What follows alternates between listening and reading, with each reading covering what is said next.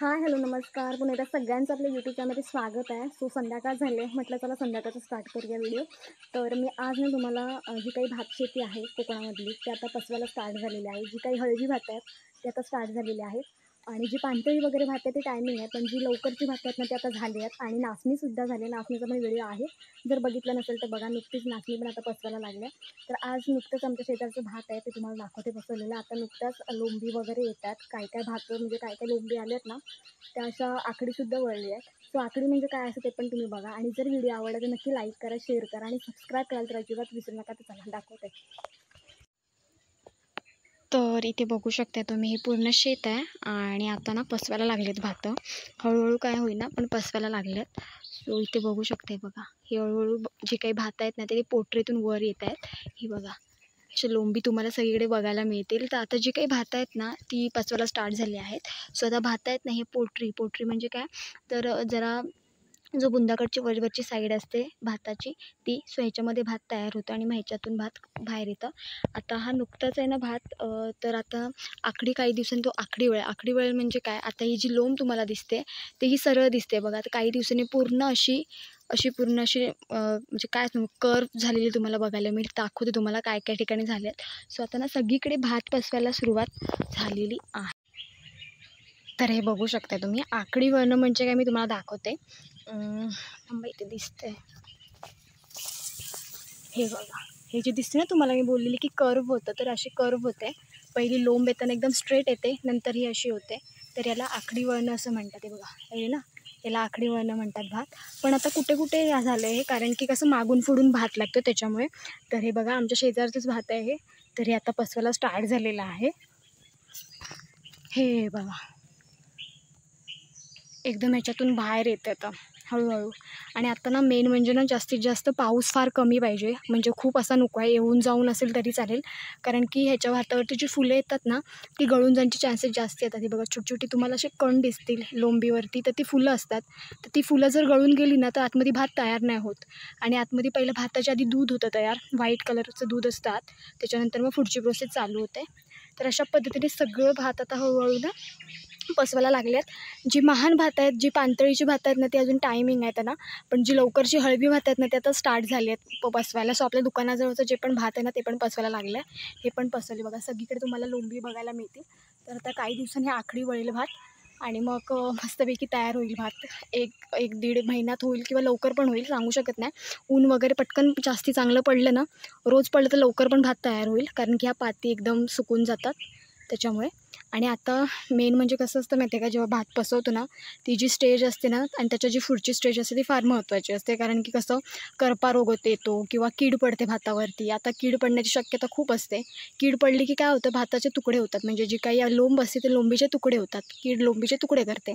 तर ते एक आहे. परत करपा रोग म्हणजे काय, तर ह्या पाती असतात ना तर ह्या पाती करपतात, त्याचा इफेक्ट लोंबीवरती पण पडतो. तर आता असे एक दोन म्हणण्यापेक्षा खूप सारे असे वेगवेगळे जे मला माहिती आहे ते मी तुम्हाला 2 रोग सांगितले आता पडतात ह्याच्यामध्ये ते. आणि मग जेव्हा पसवतात ना तेव्हा पण जर कीड तशीच राहिली आणि पसवताना जास्ती मग त्रास होतो. आणि मग पसवल्यानंतर मग सगळं म्हणजे आता ही जी भातं पसवलेत ना, आता जर कीड पडली ना तर मग सगळी वाट लागते, कारण की ते खाऊन टाकते कीड त्याच्यामुळे. आणि नंतर भात कापणीमध्ये पण खूप सारे तुम्ही बघू शकता, जेव्हा कटिंग करतो भात ना तेव्हा आतमध्ये खूप सारे कसरुंडे किंवा किडी असतात. तर ते ते भात पूर्ण ज्या लोंबी असतात ना त्या तोडते आणि सगळं खाऊन टाकते. तर असं असतं. आणि आता जर पाऊस खूपच पडला तर आमच्याकडे भात पोचकाट होतो, म्हणजे पोंजा होतो भात. म्हणजे लोंबीमध्ये ना भात तयारच होत नाही, कारण की वरती येणारे जे काही फुलं असतात, तुम्हाला माहिती आहे की फुलं आल्याशिवाय फळ होत नाही किंवा काहीच पुढची प्रोसेस होत नाही. त्याच पद्धतीने भातावरची ना जी फुलं येतात ना ही छोटी बघा, ही छोटी तुम्हाला कण बघायला मिळतील. ही जर फुलं गळून गेली ना तर भात तयार नाही होत. आता सगळीकडे हळूहळू बघा मस्तपैकी स्टार्ट झालेला आहे. सो म्हटलं चला, नुकतीच सुरुवात झाली आता सगळीकडे, म्हणजे जसं की नाचणी आता ज्या पद्धतीने पसवायला लागली ना त्याच पद्धतीने भातसुद्धा पसवायला लागले आहेत. तर ही लवकरची भात आहेत. सो ही तुम्हाला सांगते आपल्या दिवाळीच्या आधीच तयार म्हणजे कापायला होतील ही भातं. आणि आता पाऊस नाही आहे, सो क्लायमेट बऱ्यापैकी आहे. सो तुम्हाला व्हिडिओ जर आवडला तर नक्की लाईक करा, शेअर करा आणि सबस्क्राईब करायला तर अजिबात विसरू नका. तर बघा, पूर्ण ही शेतच आहे आणि वाढले भात. आता कसं आहे माहिती आहे का, आता पाऊस म्हणजे अवकाळी पाऊस पण खूप सारा पडतो, तर त्याच्यामध्ये कसं असतं, जर खूपच भात वाढलं असेल ना, तर मग वाऱ्याने ते पडतं वगैरे. आणि जेव्हा कापायच्या वेळीच अवकाळी पाऊस वगैरे स्टार्ट होतो.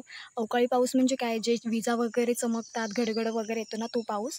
तर तो आता चालू होईल काही दिवसांनी.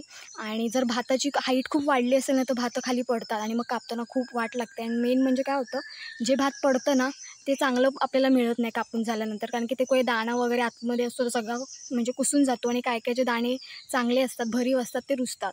तर अशा पद्धतीने मस्तपैकी बघा भात शेती आता म्हणजे तयार म्हणजे पचवायला स्टार्ट झाली आहे. आणि लवकरच आपल्या आता म्हणजे एंडिंग जी काही शेतीची स्टार्टिंग झालेली त्याप्रमाणे आता एंडिंग पण येईल. भात कापणी जोरात असते आणि भयंकर उन्हाळा वगैरे असतो. तर अशा पद्धतीने ही शेती आहे. आणि त्याच्या पलीकडे तिकडे नाचणी आहे. आणि ही ना म्हणजे आमच्या घराच्या साईडला आहे ही शेतं, त्याच्यामुळे ही सुकाटेला आहेत, त्याच्यामुळे कापताना वगैरे जास्त काही त्रास वगैरे येत नाही. पण जी पाणथळी शेतं असतात ना, तिथे भयंकर त्रास असतो, कारण की ते भात शेतं उपसावी लागतात. ते जे काही भाताचे चोंडे असतात ना, ते उपसावे लागतात आणि त्यातून भात बाहेर काढून नंतर परत दुसऱ्यांच्या शेतांमध्ये सुकवून नंतर मग पेंडी बांधून नंतर मग झोडावं लागतं. तर आपल्याकडे मशीन वगैरे आहे, त्याच्यामुळे आपलं जे काम आहे ते एकदम लगेच होतं. तर भयंकर थोडं संध्याकाळ झाली म्हणून मी स्टार्टिंग केली, कारण की दिवसभर बाहेर पडता येत नव्हतं त्याच्यामुळे. तर चला, सो तुम्हाला व्हिडिओ आवडला तर नक्की लाईक करा, शेअर करा आणि सबस्क्राईब करायला तर अजिबात विसरू नका. तर आता नुकतंच भात पसवत आहे. आत्ता याचे पुढचे जे काही व्हिडिओज येतील ते पण तुम्हाला बघायला मिळतील, छान छान व्हिडिओज असे शेतीचे वगैरे. जी हळवी भात आहे ती लवकर कापतील ते पण दाखवेन तुम्हाला. तर चला थांबूया इथे. Bye bye.